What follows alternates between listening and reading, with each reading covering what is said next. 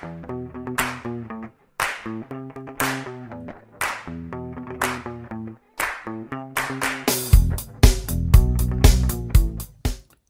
guys, how are you? Welcome to couponing.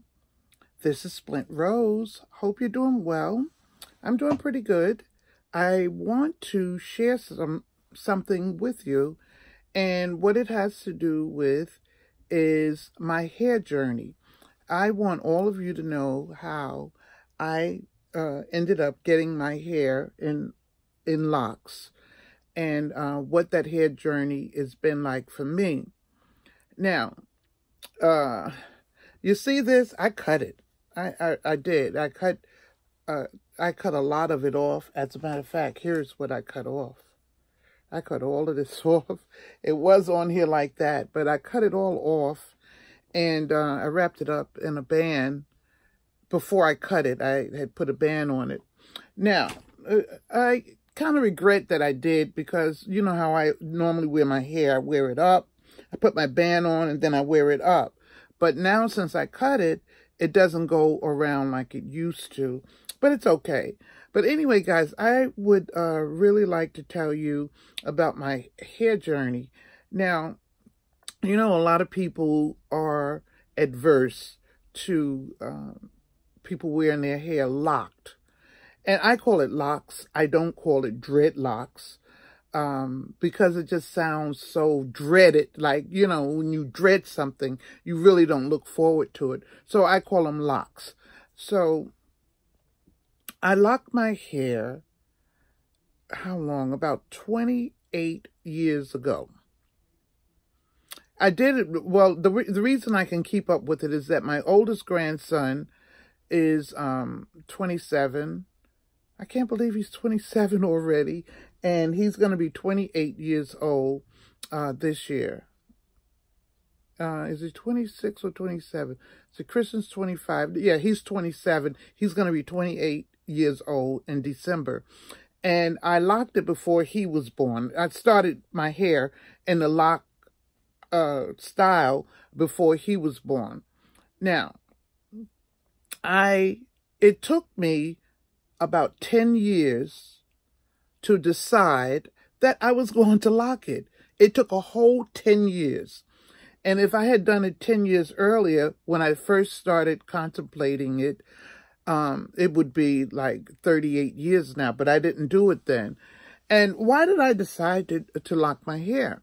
Well, one of the reasons is that I got tired of putting the perms in my hair, and the perms would always eat my hair up, starting from the back.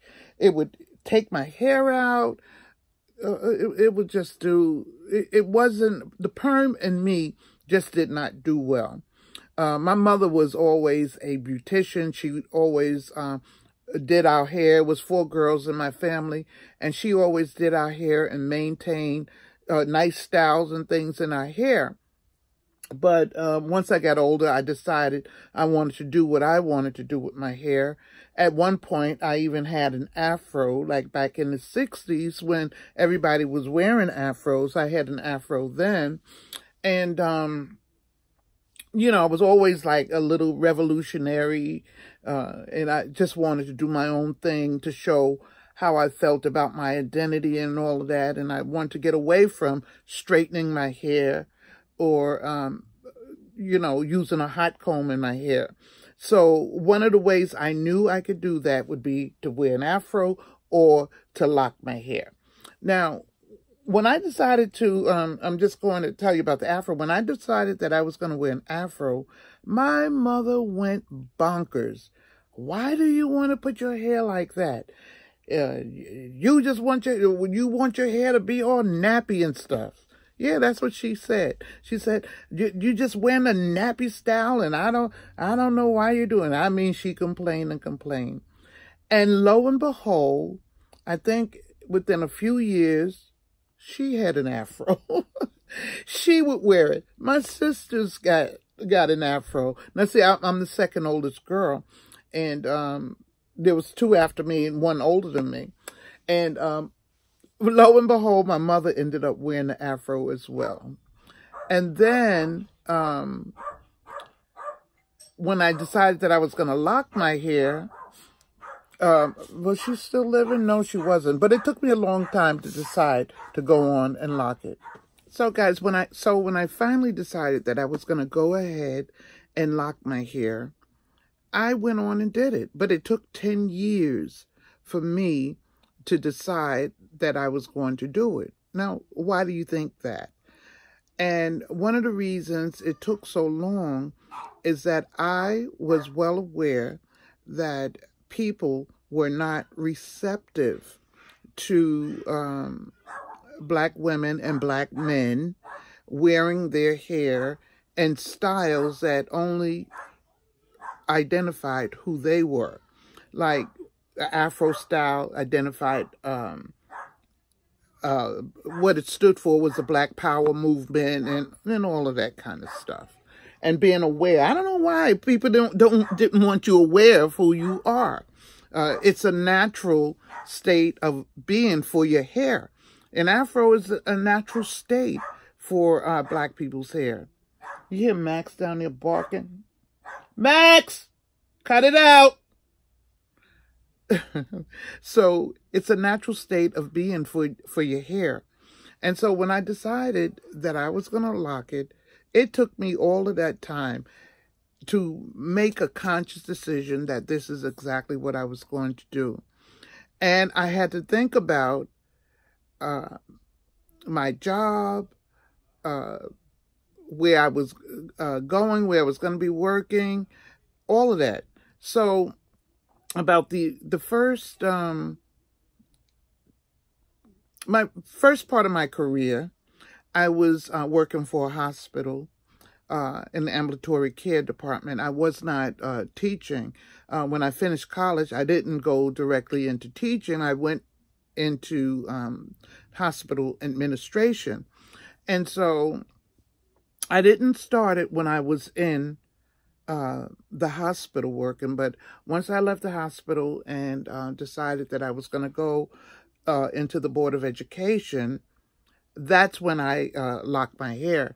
And I was concerned about what would happen, what people would say.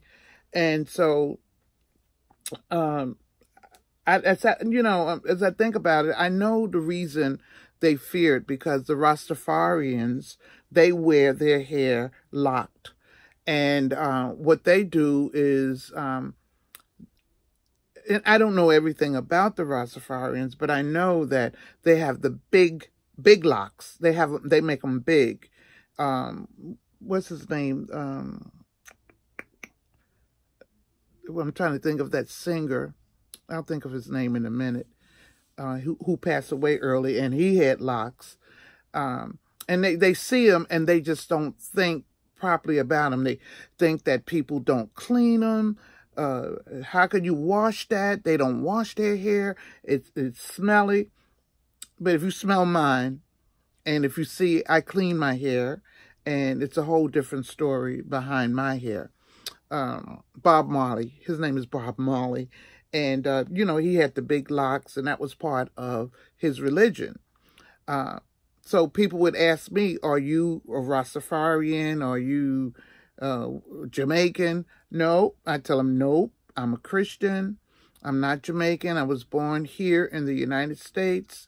So I am a American, African. My descendants are from Africa. So I'm an American because I was born in America. And my descendants before me are from Africa. So, I mean, I had to take a lot into consideration before I decided what I was going to do with my own hair. How come we can't wear our hair the way we want? So anyway, when I went on and got the locks, remember I said it took me 10 years to make the decision to go on and do it.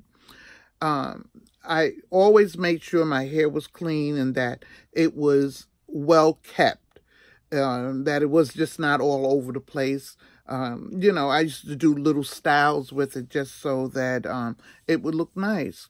And so working for the Board of Education, it was like it wasn't even there because I had styled my hair up different ways.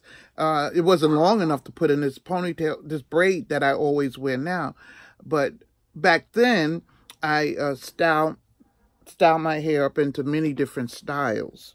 So people got used to seeing me with it. I'd have nice headbands or nice hair decoration on my hair. And as it started growing, I mean, I would get so many compliments from so many people. And people wanted to touch it. They wanted to feel it. And that was before people really, everybody is doing it now, but that was before everybody decided that they were going to lock their hair. Then they made it out of a style. They made locks a style. So I, you know, when I was teaching, it was nothing. Because I'd make a French roll. You know how you make a French roll in the back? I put it up. I'd put hair decorations all in my hair, put gold. And, I mean, hey, your girl was hooked up. I would really style it up and make it look nice. So people got used to seeing my hair. And guess what happened? Not only did I have locks, but my baby brother asked me to lock his hair. I locked his hair. My sister, as a matter of fact, all of my sisters, I got 4 sisters. I'm sorry, 3 sisters. I had 3 sisters. Last one of them had their hair locked. And you could tell my sister, the one that was living here with me, she had her hair locked. And she made hers blonde. Hers was blonde. My sister, after me, she has her hair locked. Her hair is almost as long as mine. And then my baby sister, who passed away, she had her hair locked. So it was all of us girls and then one brother that had his hair locked. So everybody conformed. And I think what I am is a person in the family that's like an innovator. I help bring new ideas and new things to my family. So everybody generally goes after it. And they do what I do. So I'm not mad at it. They were mad about it. So my dog is just barking so much. Max, stop! Yeah. So I think that it all turned out well. And even now, people give me so many compliments still on my hair. And yeah, I think I pushed the button a little bit. I push to go to the next level with things. I like things that are natural. I like to be natural. I like to be real. And I you know, so I'll do things. I'll do whatever I believe is right. So my hair is not part of any religion or anything like that for me. I know for some it is part of a religion, but for me it's not part of a religion. It's just that I happen to like style, and it's a natural style. I haven't had a perm or a hot comb in my hair for 28 years. And so that has to do something positive, you know, for your hair. So I just really felt like I wanted to share that with you guys. I know sometimes, like especially in the summer, it gets so hot. I want to, I feel like cutting it. That's why I went on and cut that part off, because when I go to the bathroom or when I sit down, I'm sitting on my hair, and I don't want to sit on my hair. And just cutting this part off, I felt like it needed to be cut, because just in washing it, it gets so heavy, like mop, you know, that mop that gets heavy. It gets really heavy, and it gets to be a little bit too much. It's too heavy, and it takes too long to dry. And if when I'm drying it, then it smells like, it has a smell, you know, like a I forget what you call that smell, but it don't smell good when it dries, when it's wet and you wrap it up.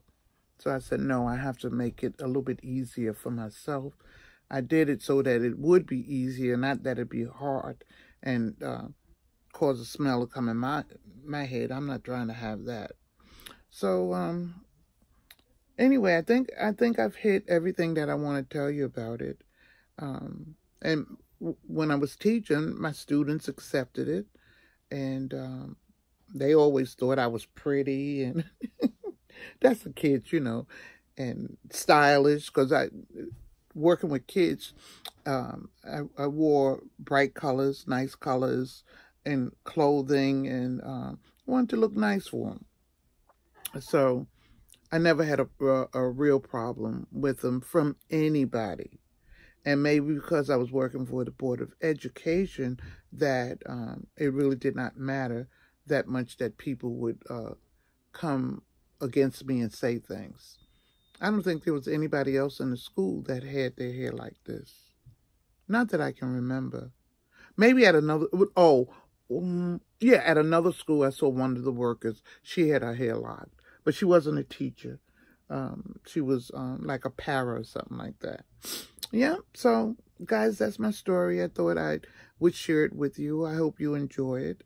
And I'll be telling you different stories from time to time about my life, since I'm not couponing as much as I have done in the past. All right, yes, I am in my couponing room, and I hope you enjoyed the story. But don't forget to subscribe, thumbs up the video, press the notification button so you'll be notified whenever I put up a video. All right, guys, I love you much. I will talk to you soon. Bye-bye.